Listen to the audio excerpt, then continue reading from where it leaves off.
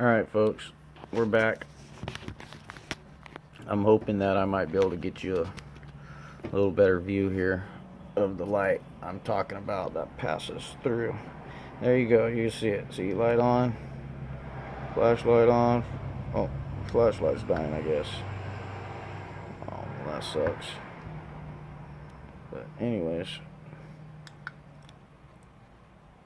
I think you get the idea. But there is light. Okay, so what I'm going to use, don't pay no attention to that. That helps me think. So what I'm going to use here are your standard feeler gauges. Okay, I'm going to go through my set of feeler gauges here. I'm going to go through, I've taken them off to make it easier. And surprisingly, they're exactly the right length of the bore of the carb to not have to cut them. To fix these into place, you will be siliconing them or your choice of adhesive, a very, very, very, very thin coat of adhesive. So I suggest a working area that you don't mind getting dirty. Alright, so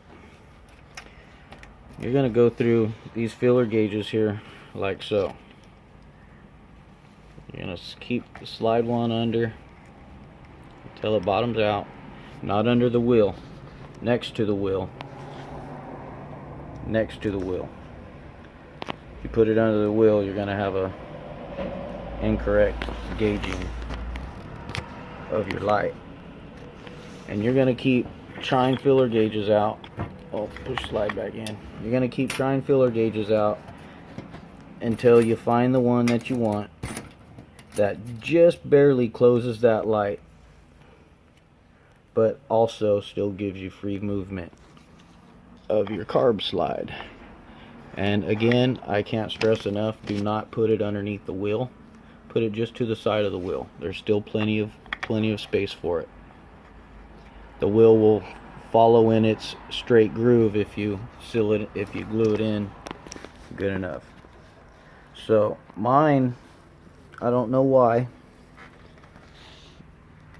I'm sure everybody will have their own comment or idea as to why it only takes me to shim one side of my slide and not the other to achieve no light through it. But in any event, that's what it's taken in my case.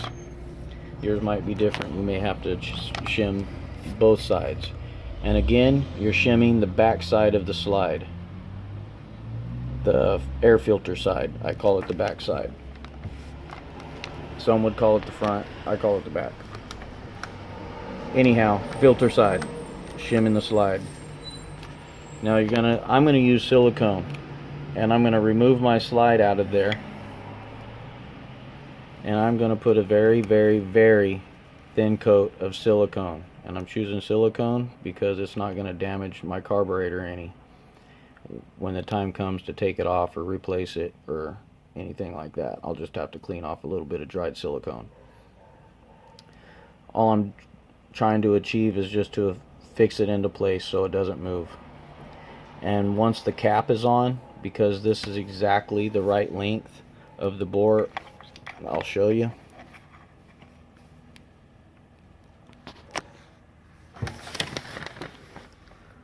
See that? Once the cap is on, it's not going to come up or down anyways. And it's not going to ruin your carburetor. I promise you that. It's not going to move. The slide is going to move up and down on it as if it was part of the carburetor. So I really can't see any additional wear happening from shimming that like that. If anything, it's going to wear the filter side of your carb slide.